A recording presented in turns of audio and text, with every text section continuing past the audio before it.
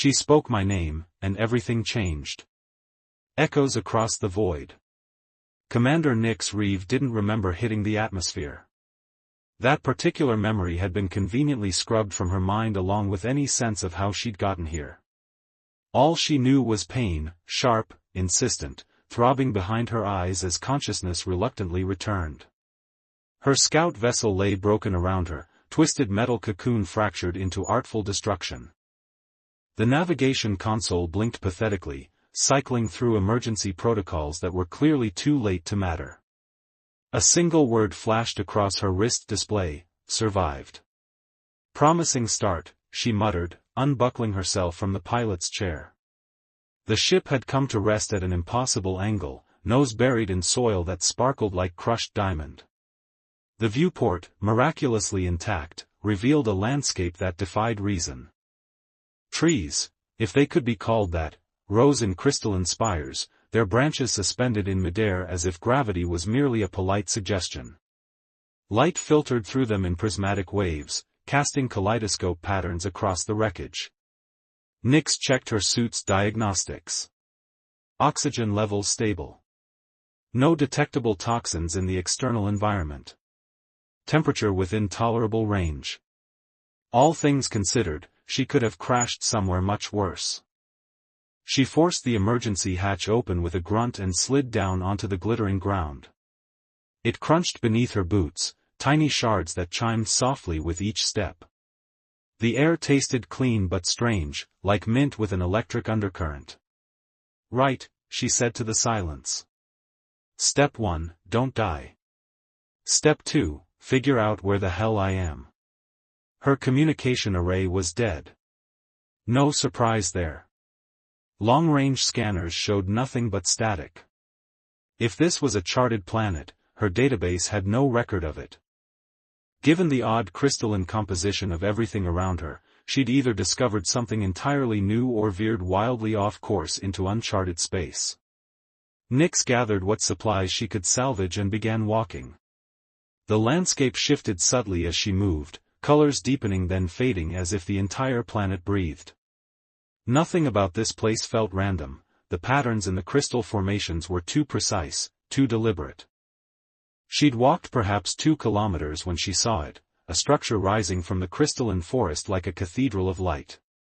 Its walls seemed to phase between solid and transparent, catching sunlight and refracting it into complex fractals. As she approached, a figure emerged from within, walking with fluid grace across the distance between them. Human-shaped but not quite human. Tall, lithe, wrapped in a garment that shifted like liquid mercury. Their skin had a pearlescent quality, and their eyes, Nix stopped cold when she saw their eyes. They contained galaxies. Not metaphorically. Each iris held swirling nebulae and pinpricks of light organized into spiral formations. Commander Reeve, the figure said, voice neither male nor female but something lyrical between. You've finally arrived. Nix's hand instinctively moved to her sidearm.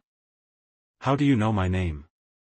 The being smiled, an expression that transformed their face into something hauntingly beautiful. Because you've told it to me before. That's not possible. I've never been here. Not in this timeline, perhaps. The being stepped closer, and Nix noticed something else strange: their movements left no footprints in the crystalline soil. It was as if they barely touched the world around them. I am Thorn, they said. Keeper of Lumina. Lumina? Is that what this place is called? It is what you named it, the third time you came. Nix frowned. Look, I appreciate the mystical welcome, but I've never been here before. I'd remember a place like this. Thorn's expression softened. Memory is fluid here.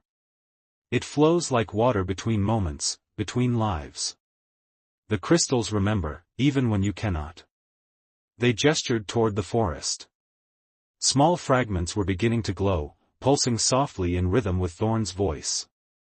This world is constructed of memory. Touch any crystal, and it will show you fragments of what it has witnessed.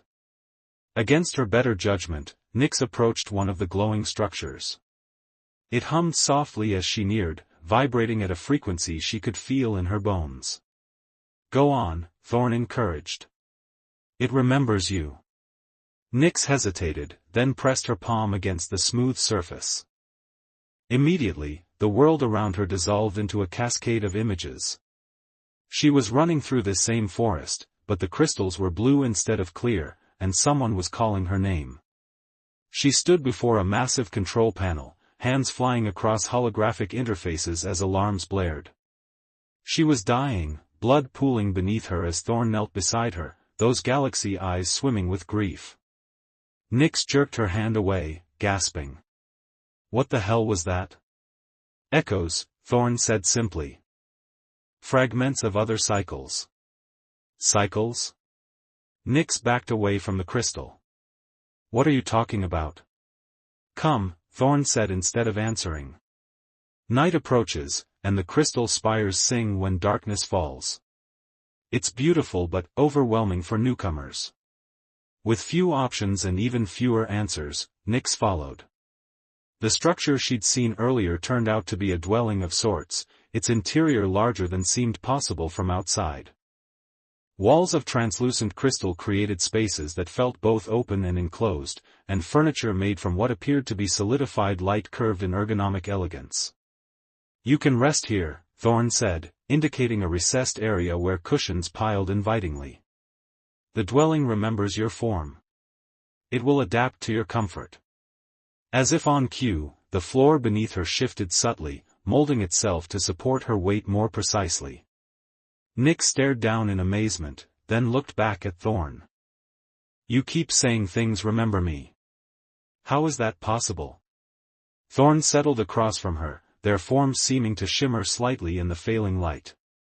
Lumina exists at a convergence point of multiple timelines. Here, causality folds back on itself. Events don't always happen in sequence. You're saying I've been here before, in some other reality? Many times. Many versions of you. Nyx shook her head. That's impossible. Yet here you are, exactly as predicted. Your vessel crashing at the precise coordinates. Your confusion. Your disbelief. Thorn's gaze softened.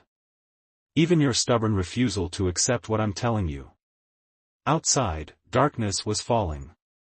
The crystal forest began to emit a soft, pulsing glow, and with it came a sound, a harmonic resonance that grew in complexity as more crystals joined the chorus.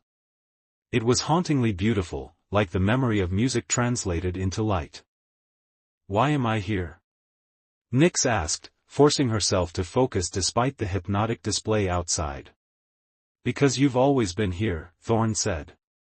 Because you created this place, Nyx. Or rather, a version of you did. That's not possible. I'm a survey commander for the Hegemony fleet. I was on a reconnaissance mission near the Cygnus Arm when my ship malfunctioned. I've never created anything like this. Thorn smiled, but there was sadness in it. Sleep now. In the morning, I'll take you to the memory nexus. Some things must be seen to be understood. As if responding to Thorn's words, the lighting in the dwelling dimmed. The melody from the forest intensified, weaving patterns that seemed to bypass Nyx's ears and resonate directly in her mind. Despite her confusion and wariness, exhaustion suddenly overwhelmed her. I don't understand, she murmured as consciousness began to slip away. You will, Thorn's voice came softly. You always do, eventually. As Nyx drifted into sleep, one final thought surfaced. Thorn had never asked her how she'd crashed or where she'd come from. Almost as if they'd been expecting her all along. In her dreams, she piloted ships she'd never flown through star systems she'd never visited. She spoke languages she didn't know to people with faces that seemed both strange and familiar. And through it all, galaxy eyes watched her, sometimes with love, sometimes with sorrow, always with recognition. Somewhere in the darkness between dreams, Nyx heard a voice that might have been Thorn's, whispering. Welcome home, Nyx Reeve. This time, try to remember. The Memory Keeper's Choice. Nyx woke to the sensation of breathing walls. The dwelling pulsed gently around her, expanding and contracting in a rhythm that matched her own breathing. The crystalline floor beneath her had warmed overnight, conforming perfectly to her body's contours as if it had spent years learning her shape. Outside, the forest glowed in the amber light of twin suns. Had there been 2 suns yesterday? She couldn't remember. The thought troubled her more than it should have. Thorn appeared in the doorway, their mercurial garment catching the morning light in ripples of gold and silver. You slept deeply. The memory crystals were active all night. What does that mean? Nyx asked, rising to her feet. It means they recognize you. They're trying to help you remember. Nyx ran her fingers through short, tangled hair. These dreams I had, they felt real. They were real, Thorn said simply. In other cycles. The dwelling opened itself to them, walls parting like curtains as they stepped outside. The crystalline landscape had shifted overnight, new formations had grown, curving into impossible arches and spirals. The memory nexus awaits, Thorn said, gesturing toward a distant peak that pulsed with blue light. They walked in silence, Nyx studying the impossible terrain. Plants that resembled flowers opened as they passed, revealing cores that projected tiny holographic scenes, a ship landing, figures in environmental suits taking samples, a base under construction. All flickered briefly before fading. Records, Thorn explained, noticing her fascination. The planet preserves everything it witnesses. And it's witnessed me before? Many versions of you. They climbed steadily, the crystal terrain gradually giving way to something more metallic. The path became a spiraling walkway embedded with circuitry that lit up beneath their feet. The air grew thinner but somehow easier to breathe, charged with particles that seemed to invigorate rather than deplete. At the summit stood a structure unlike anything Nyx had seen before, an observatory of sorts, but pointed inward rather than toward the stars. Its dome was constructed of overlapping panels that shifted continuously, revealing glimpses of what appeared to be different versions of the same landscape. Inside, at the center, floated a cube of pure energy, its surfaces displaying rapidly changing scenes. The memory nexus, Thorn announced, their voice reverent. The heart of Lumina's consciousness. Nyx approached cautiously, mesmerized by the images flickering across the cube's surface. She saw herself in countless variations, in different uniforms, with different haircuts, sometimes with scars she didn't possess, sometimes with cybernetic enhancements embedded in her skin. What is this? She whispered. The truth, Thorn replied, moving to stand beside the cube. Lumina isn't just a planet, Nyx. It's a temporal preservation system. A sanctuary for realities that collapsed. The cube pulsed, as if responding to Thorn's words. 53 years ago, by your timeline's reckoning, a catastrophic event occurred. A rupture in the fabric of reality caused by experimental dimensional physics. Multiple timelines began to collapse, erasing entire histories from existence. Thorn's galaxy eyes dimmed slightly, as if dimming with the memory. You, a version of you, led the team that discovered a way to preserve fragments of those doomed realities. You created a fold in spacetime, a pocket dimension where memory could exist outside of causality. That dimension became Lumina. Nyx shook her head. That's not possible. I'm not a physicist. I'm a survey commander. In this timeline, yes. Thorn gestured, and the cube displayed an image of Nyx in a laboratory coat, working intently at equipment Nyx didn't recognize. In others, you chose different paths. The cube shifted again, showing Nyx in what appeared to be a control room, frantically working controls as alarms flashed. Then another image, Nyx lying wounded on crystalline ground, blood pooling beneath her as Thorn knelt beside her. The first version of you died here, Thorn said softly. After completing the preservation matrix. But something unexpected happened. The matrix had bonded with your neural patterns. When you died, Lumina remembered you. And began trying to bring you back. That's why I keep crashing here. Because this place is trying to resurrect someone who isn't me? You are her, Thorn insisted. Just a different iteration. And each time you return, you get closer to remembering. Nyx stepped away from the cube, her head spinning. And you? What are you in all this? Thorn's form shimmered slightly. I am Lumina's guardian. Its interface. Its conscience. You're not human. I was. Once. Thorn's voice softened. My original name was Dr. Julian Thorn. I worked alongside you, the first you, on the preservation project. When the final collapse began, I chose to integrate my consciousness with the Matrix.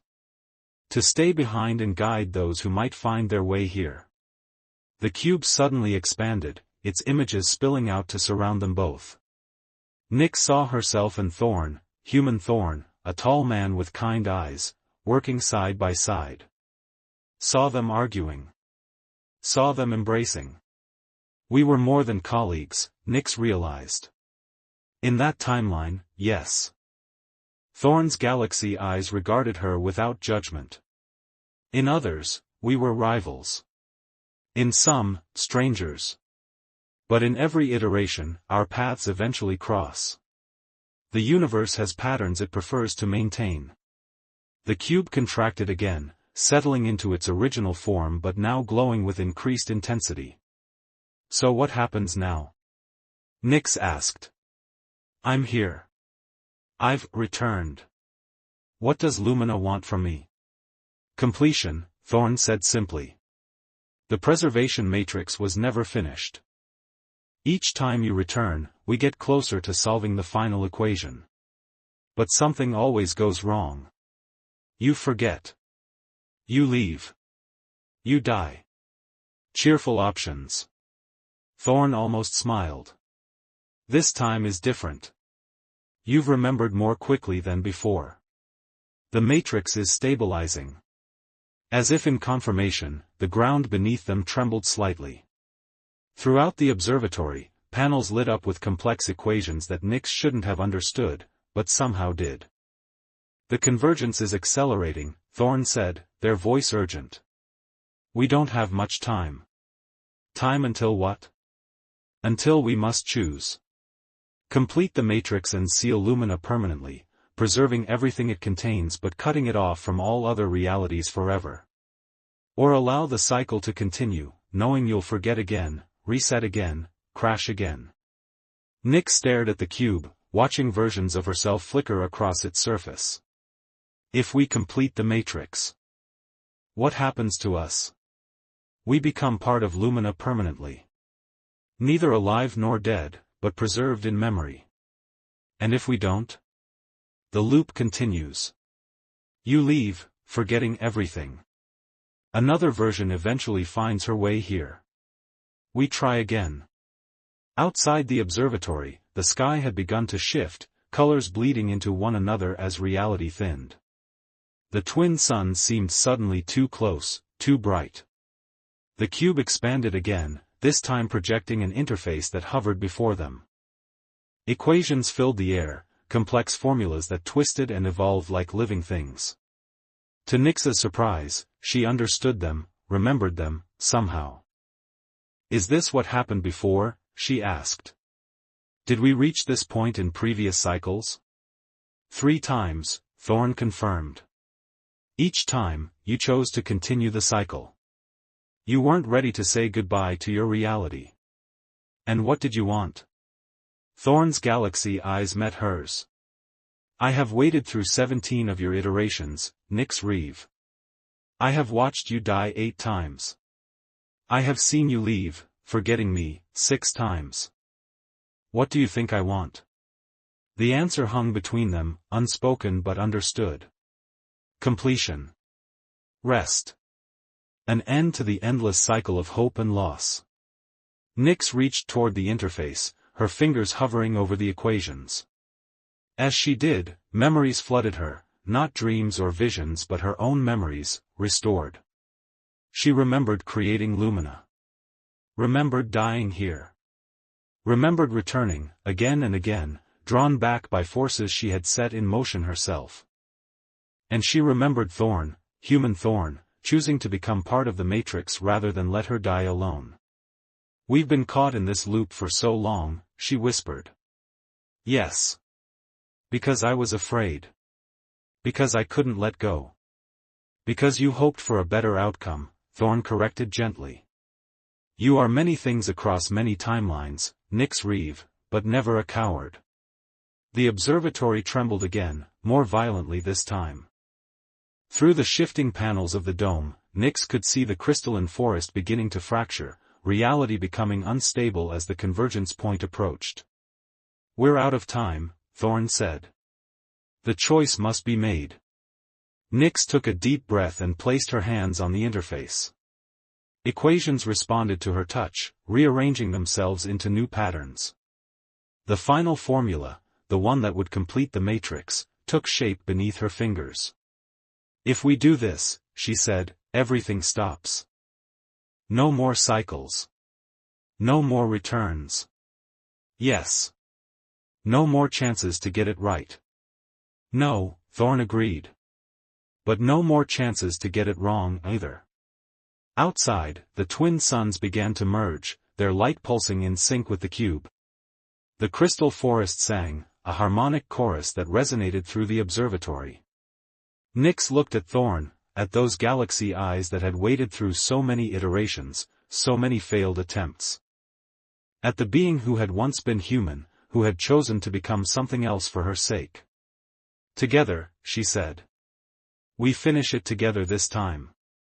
Thorn moved to stand beside her, their mercurial forms solidifying slightly as they placed their hands next to hers on the interface. Where their fingers met, light bloomed. The final equation completed itself, lines of energy connecting like constellations finding their perfect form. The cube pulsed once, brilliantly, then expanded outward in a wave that engulfed them both. There was no explosion, no dramatic conclusion. Instead, reality simply settled. The vibrations stilled. The equations resolved. The twin suns stabilized, their light gentle once more. Around them, Lumina transformed. The preservation matrix, finally complete, began its work in earnest. The crystalline landscape solidified, becoming permanent rather than provisional. Time, which had been cycling endlessly, found its natural flow. Nyx felt herself changing too, not disappearing, but becoming more fully part of this place she had created. Her consciousness expanded, merging with Lumina's memories while remaining distinctly herself. Beside her, Thorn's form grew more defined, more present, as if finally allowed to fully exist rather than merely persist. "It's done," Nyx said, feeling the truth of it in every atom of her being.